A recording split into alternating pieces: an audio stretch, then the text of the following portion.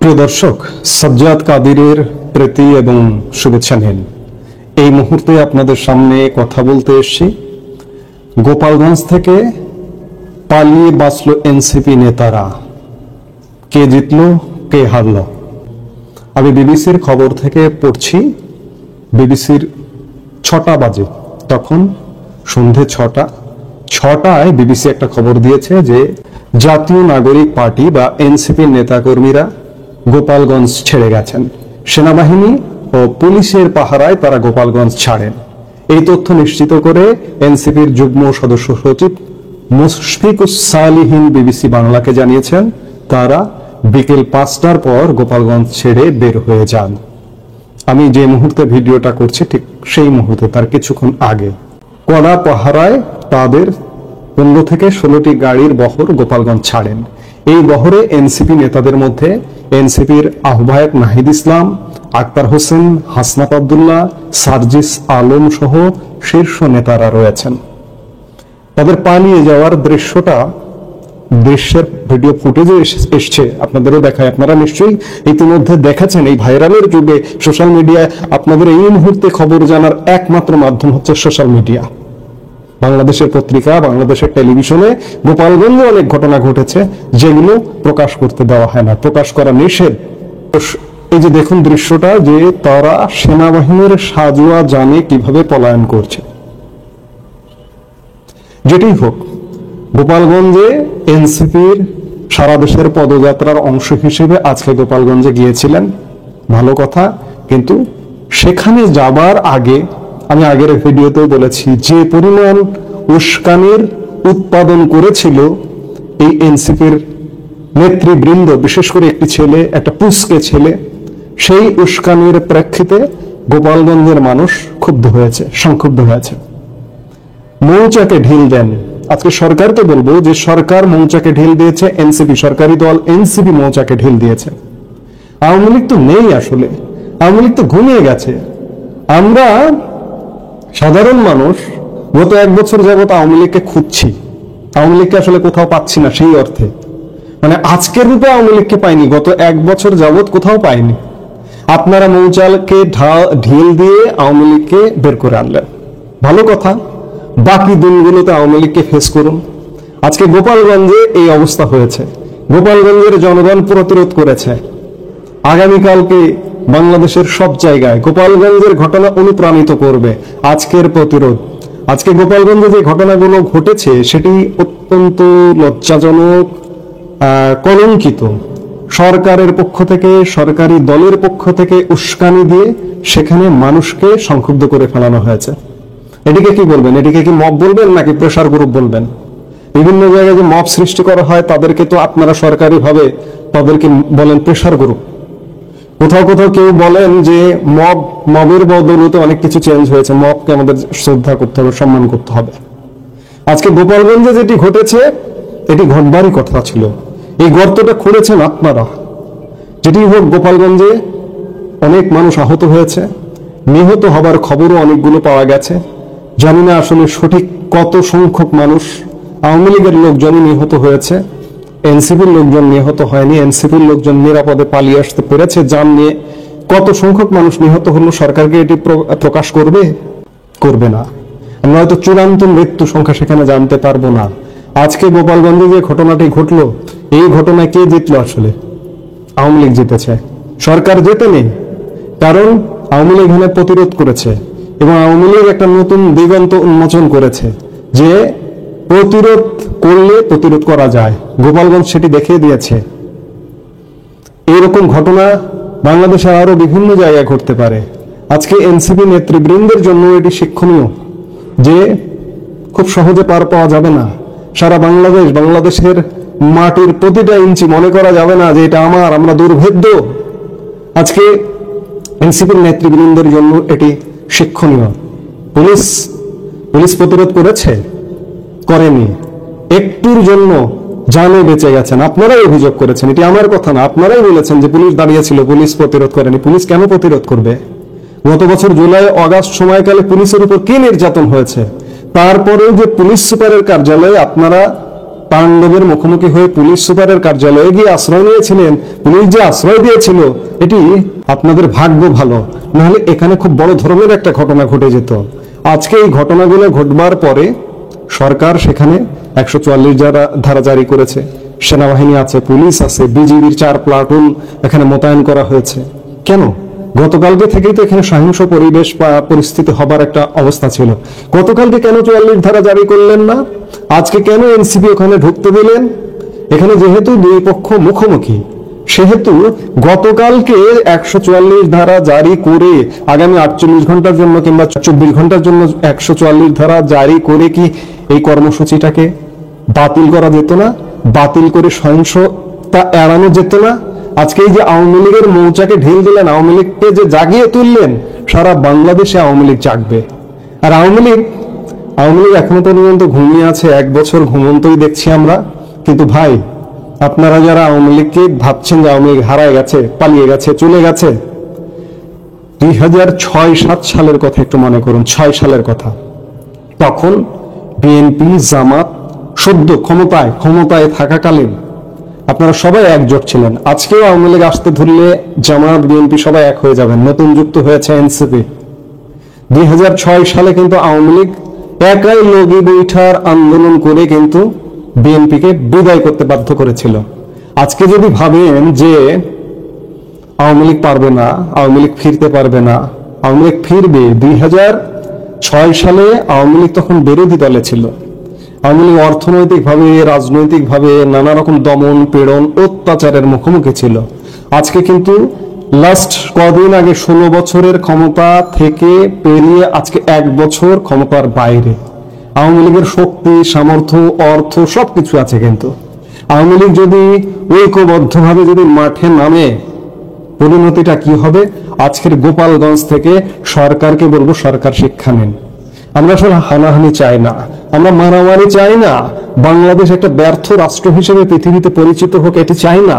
কিন্তু পরিকল্পিতভাবে সরকারি পৃষ্ঠপোষকতায় কয়েকটি রাজনৈতিক দল মিলিয়ে বাংলাদেশকে একটি সহিংসতাপূর্ণ, গৃহযুদ্ধপূর্ণ দেশের দিকে নিয়ে যাওয়া হচ্ছে।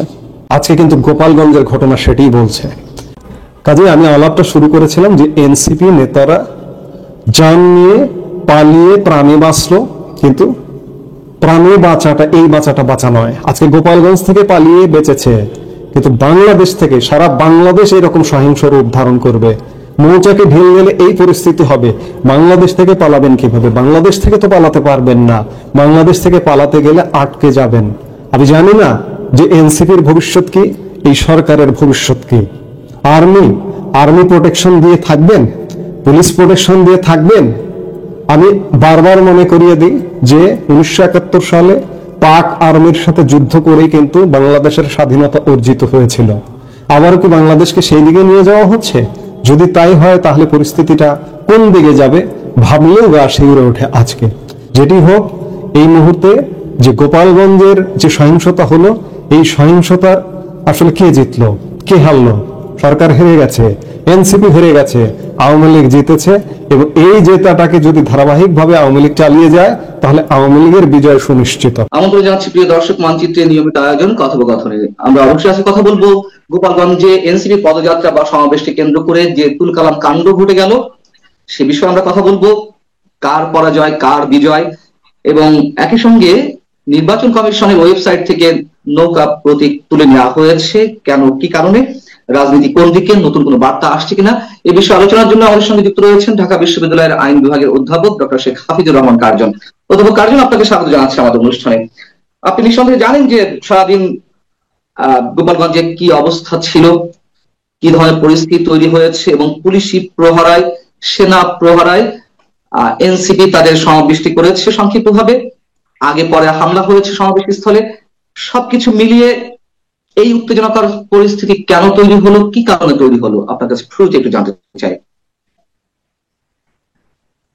আমার কাছে যেটা মনে হয় যে, আমি ব্যক্তিগতভাবে যেটা মনে করি যে আমাদের ছাত্ররা গত আগস্টে অনেক, জুলাই আগস্টে অনেক বড় সাহস দেখিয়েছে এবং তারা নতুন রাজনৈতিক দল করেছে। যদিও আমি মনে করি যে রাজনৈতিক দলের শুধুমাত্র ছাত্রদের দিয়ে রাজনৈতিক দল করাটা একটা সর্ট অফ মিসনোমার কিংবা কনফিউশন।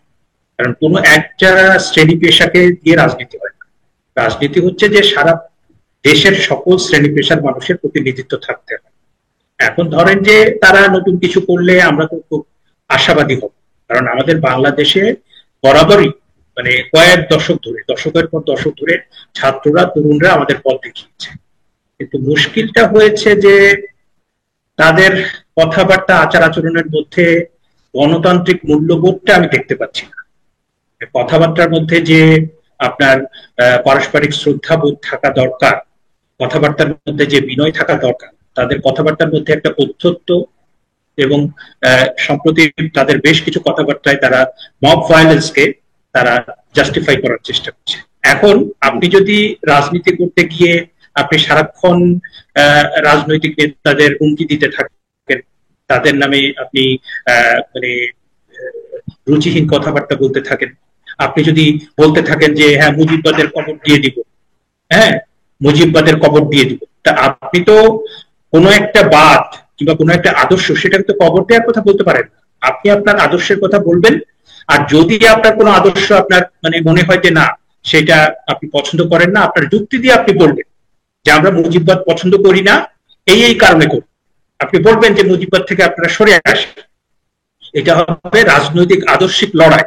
কিন্তু আপনি যখন এই যে কথাগুলো বলছেন এবং সাথে সাথে আপনি মানে জাতির পিতা বঙ্গবন্ধু শেখ মুজিবুর রহমান তার 32 নম্বরের যে বাড়ি সেটাকে যেভাবে ভাঙা হলো, সেটা তো একটা মানে চরম অন্যায়, সেটা ফৌজদারি অপরাধ। অধ্যাপক কার্জন, গোপালগঞ্জে 144 ধারা জারি করা হলো এবং সকাল থেকে আওয়ামী লীগের নেতা কর্মীরা তার রাজনৈতিক কার্যক্রম নিষিদ্ধ করা হয়েছে, কিন্তু হাজার হাজার নেতা কর্মী রাজপথে নেমে আসে। তার আগে এই যে পদযাত্রাটি অন্যান্য জায়গায় শান্তিপূর্ণভাবে অনুষ্ঠিত হয়েছে, কিন্তু এটিকে বলা হলো রোড টু মার্চ। অন্য জায়গায় বলা হলো জেলা মানে পদযাত্রা, এনসিপির জুলাই পদযাত্রা, এখানে বলা হলো রোড টু মার্চ। এর মধ্য দিয়ে কি একটা উস্কানি তৈরি করার একটা চেষ্টা ছিল? এবং আওয়ামী লীগের আপনার কি মনে হয় কিনা যে এটি না করা হলে আওয়ামী লীগের নেতা কর্মীরা শান্ত থাকতো, এই উস্কানিতে তারা বেশি উত্তেজিত হয়েছে? এবং শোনা যাচ্ছে, কোনো গণমাধ্যমে আসেনি, যে কয়েকজন নিহত হয়েছেন এরকম শোনা যাচ্ছে, এবং 144 ধারা জারি করা হয়েছে। আপনি কি বলবেন? এরকম পরিস্থিতি হলে যেটা হয় যে যারা রাজনৈতিক কর্মসূচি পালন করছেন তাদের তরফ থেকে অনেক সময় মানে শান্তি শৃঙ্খলার স্বার্থে তারা বিরত থাকে, কিংবা ধরেন প্রশাসনের তরফ থেকে সেটাকে আপনার 144 ধারা জারি করে হোক কিংবা যে কোনো ভাবে হোক সেটাকে মানে শান্ত করা হবে। কিন্তু এখানে আমরা দেখলাম আসলে একটা উস্কানি ছিল, এবং আমরা যেটা বেশ কয়েকদিন ধরে আমরা যেটা সামাজিক যোগাযোগ মাধ্যমে আশঙ্কিত হয়েছি, উৎকণ্ঠিত হয়েছি, যে বঙ্গবন্ধুর যে সমাধি আপনার টুঙ্গিপাড়াতে সেটাকে ভেঙে ফেলা হবে, সেটাকে আগুন লাগিয়ে দেওয়া হবে। নানান ধরনের গুঞ্জন শোনা যাচ্ছে, যেমন আপনি বলছিলেন যে বঙ্গবন্ধুর সমাধির স্থলে একটা আক্রমণ হতে পারে, সেই ধরনের গুঞ্জন তো গত কয়েক মাস ধরেই শোনা যাচ্ছে। আবার এমনও শোনা যাচ্ছিল যে এই সমাবেশ বা পদযাত্রাকে কেন্দ্র করে, বিশেষ করে গোপালগঞ্জের বুকে কোন কোন পক্ষের লাশ প্রয়োজন, এবং উত্তেজনা উস্কানি যে পক্ষ থেকে আসুক না কেন লাশের প্রয়োজন ছিল, যার কারণে এটা এক ধরনের মেক করা হয়েছে পরিস্থিতি। এটি তো বাংলাদেশের জন্য খুব স্বাভাবিক ঘটনা, আগে পরে আমরা দেখেছি। এই যদি হয় তাহলে সামনের দিনগুলোতে কি আরো ভয়াবহ কোনো কিছু অপেক্ষা করছে?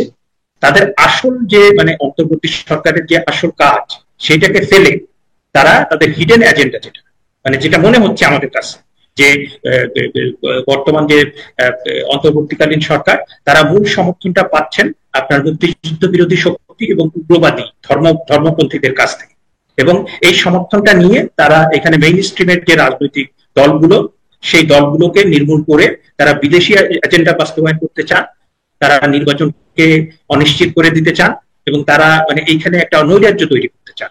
আচ্ছা, আমি বলছি যে আপনি মুজিববাদ মুর্দাবাদ এনসিপি নেতারা স্লোগান দিচ্ছে, এই প্রসঙ্গটি তুললেন একটু আগে। সেই জায়গা থেকে প্রশ্ন, যে গোপালগঞ্জে এরকম একটা উত্তেজনাকর অবস্থা, অগ্নিগর্ভ অবস্থায় আইন শৃঙ্খলা রক্ষাকারী বাহিনীর প্রহরায় হাসনাত আব্দুল্লাহ গোপালগঞ্জের মাটিতে মুজিববাদ মুর্দাবাদ এই শব্দগুলো উচ্চারণ করে এসেছে আইন শৃঙ্খলা রক্ষাকারী বাহিনীর প্রহরায়। আবার অন্যদিকে নিষিদ্ধ হওয়ার পরেও আওয়ামী লীগ ছাত্রলীগের নেতা কর্মীরা যে অবস্থান নিল গোপালগঞ্জের রাজপথে, এই দুটার সংমিশ্রণে আমাদের বিশ্লেষণটা কোন দিকে যাবে, মানে জয় পরাজয়টি কাদের ঘটলো? না, আমি তো মনে করি যে আমি ব্যক্তিগতভাবে যে কোনো হামলাকে নিন্দা জানাই। যে যে কেউ হামলা করুক, সহিংসতা করুক, আবার আহ, সেনাবাহিনী কিংবা পুলিশ কিংবা বিজিবি তারা যদি মানে অপ্রয়োজনে বল প্রয়োগ করে, সেটাও কিন্তু ভীষণ রকম নিন্দা জানাই, অপছন্দ করি। এবং আপনি দেখবেন যে পাকিস্তান এবং বাংলাদেশের ইতিহাসে যত বড় বড় আন্দোলন হয়েছে, এই আইন শৃঙ্খলা বাহিনী, তারপর সেনাবাহিনী, তারা বিভিন্ন জায়গায় বিভিন্ন আন্দোলনে অপ্রয়োজনীয় বল প্রয়োগের প্রেক্ষিতে কিন্তু আপনার সেই আন্দোলনগুলো একদম একটা দানা বেঁধে পরবর্তীতে সরকার পতনের কারণ হয়েছে। এখন আপনি যে কথাটা বললেন যে মুজিববাদ মুর্দাবাদ, জিয়াবাদ মুর্দাবাদ, এইটার দুটো দিক। যে আপনি মুজিববাদ যদি শক্তিশালী হয়, জনগণ যদি সেটা গ্রহণ করে, তাহলে সেটা টিকে থাকবে। জিয়াবাদ যদি আপনার তার ভেতরে যদি সার পদার্থ থাকে, সেটা যদি জনগণ গ্রহণ করে, তাহলে সেটা টিকে থাকবে। আপনি হুমকি দিয়ে, আপনি জবরদস্তি করে সেটাকে তো আপনি বন্ধ করতে পারবেন না। এবং আপনি যখন সেটা করছেন, আপনি তো ফ্যাসিবাদী আচরণ করছেন। এবং এইটার একটা দিক হচ্ছে যে আদর্শের শক্তি, আর একটা হচ্ছে জনগণের গ্রহণ করছে কিনা। হ্যাঁ, তো সুতরাং আমার কাছে মনে হয় যে এই ধরনের কথাবার্তা, এই ধরনের কথাবার্তা মানে অধ্যত্ব কিংবা চাপিয়ে দেওয়া, কিংবা আমরাই একমাত্র সঠিক আর সবাই মানে বেঠিক, সুতরাং সেগুলো বিলুপ্ত করে দিতে হবে, এটা তো হিটলার বলেছিলেন যে we are the best nation in the whole world. সুতরাং আমরাই পৃথিবীকে শাসন করব, সমস্ত পৃথিবীর সমস্ত রাজ্য আমরা দখল করে নেব। এবং সেই যে অহংকার এবং সেই যে ফ্যাসিবাদী আচরণ, সেটা করতে গিয়েই তো তার পতন হলো। এবং ফ্যাসিবাদী আচরণ বাংলাদেশেও যে যখন করেছে, তার পতন হয়েছে।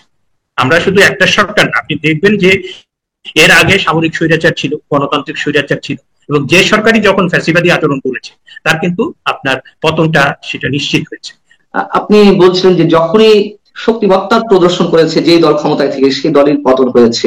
এবং যেই দৃশ্য আজকে আমরা দেখলাম, সেনা সদস্যদের প্রহরায়, পুলিশের প্রহরায় খুব গর্বের সাথে সমাবেশটি করলো এনসিপি। একই চিত্র তো আমরা দেখেছি আওয়ামী লীগের সময়, ছাত্রলীগ পুলিশের প্রহরায় সবকিছু করছে, পুলিশের প্রহরায় আওয়ামী লীগ যুবলীগ যা ইচ্ছা করছে। ঠিক তারা যেই ফল পাওয়ার কথা পেয়েছে। এখনকার যারা এই রাজত্ব গুলো করছে, দেখুন এনসিপি তো এখনো পর্যন্ত ক্ষমতায় যায়নি, তাই না? ক্ষমতায় না গিয়েই তারা সরকারি দলের সব ধরনের সুযোগ সুবিধা পাচ্ছে। সেই জায়গা থেকে তাহলে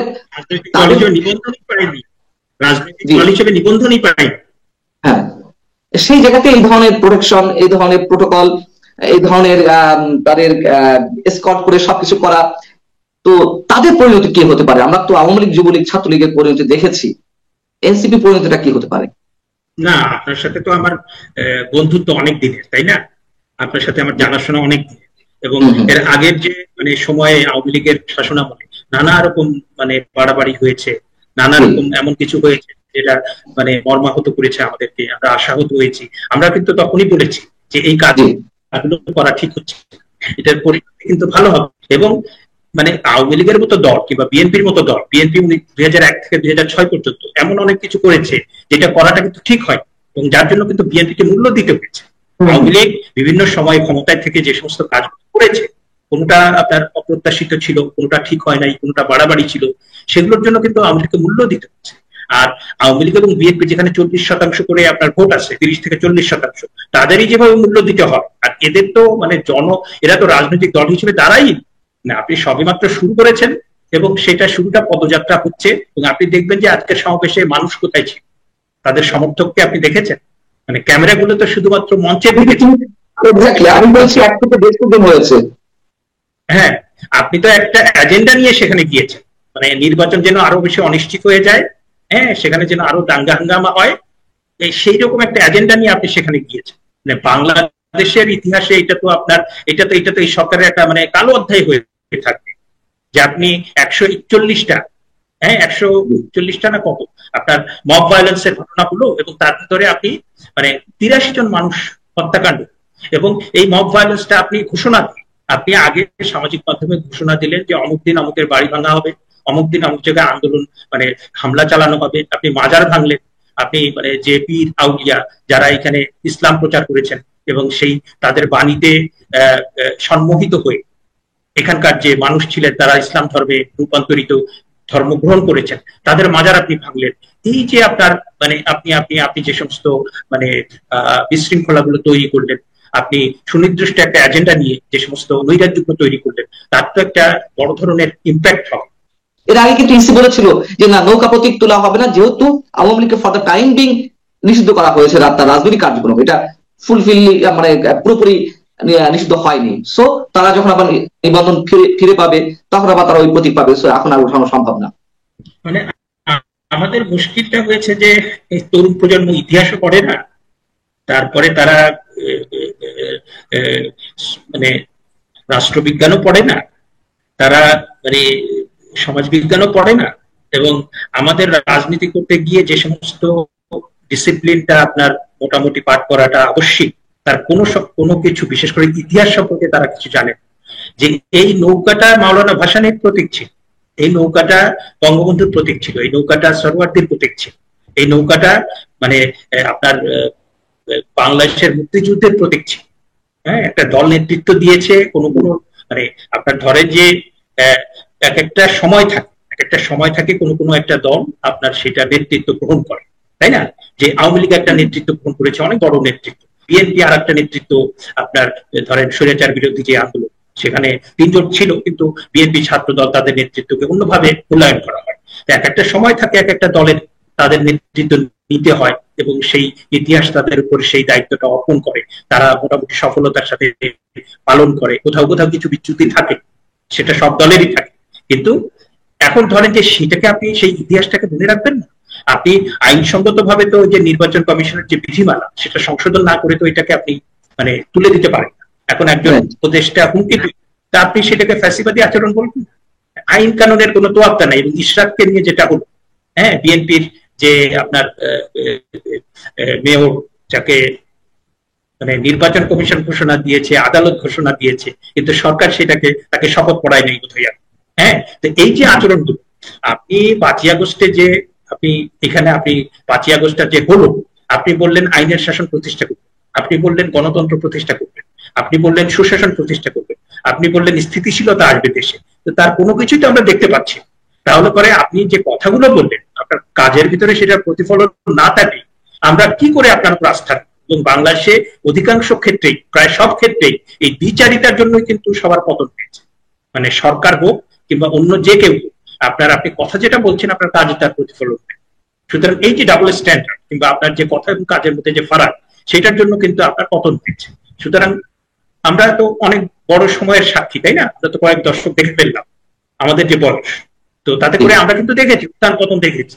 সুতরাং এই যে আপনার মানে অহংকার, এই যে ঔদ্ধত্য, এই যে আস্ফালন, এগুলো তো আসলে পতনের কারণ। হ্যাঁ, সুতরাং সেটা সম্পর্কে মানে ওরা অল্প বয়সী তরুণ, হ্যাঁ, তারা কিছু কিছু ক্ষেত্রে বিচ্যুতি হতে পারে, কিন্তু তারা সারাক্ষণ যেভাবে মানে বিএনপি কে গালমন্দ দিচ্ছে, তারপরে আওয়ামী লীগ তো মানে তার খবর দিয়ে দিচ্ছে, তারপরে কমিউনিস্ট পার্টি তার পার্টি অবশ্য হামলা করার অবস্থা হয়েছে। বিদেশ থেকে আপনার পার্ট দেওয়া হয়েছিল যে কমিউনিস্ট পার্টির অফিসে হামলা করা হবে। এই যদি হয় অবস্থা, এখানে তো আপনার পেলে পরে আইনের শাসন কিংবা আপনার কোনো রাষ্ট্রীয় শাসন কিছু নেই। মানে যেটা চলছে মোটামুটি চলছে, কিন্তু আপনার অধিকাংশ ক্ষেত্রে তো আমরা দেখছি যে আপনার সামাজিক যোগাযোগ মাধ্যমে ঘোষণা করা হচ্ছে কিংবা বিদেশ থেকে আপনার নির্দেশ দেওয়া হচ্ছে যে এইটা ভেঙে দেবো, ওই অফিস আক্রমণ করবো, একে ইয়ে করবো।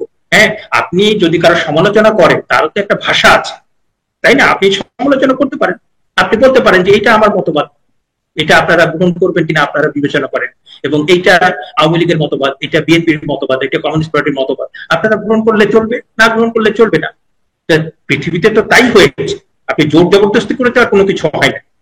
অনেক ধন্যবাদ হাবিবুর রহমান কার্জন আমাদের সঙ্গে যুক্ত থাকার জন্য। দর্শক, শেষ করছি, গোপালগঞ্জে যা কিছু ঘটে গেল এর দায়ভার কাদের? নিশ্চয়ই আমরা প্রত্যেকে জায়গায় বিশ্লেষণ করতেই পারি। অবশ্যই জনগণ দিন শেষে সিদ্ধান্ত নেবে। ভালো থাকুন সবাই, আল্লাহ হাফিজ।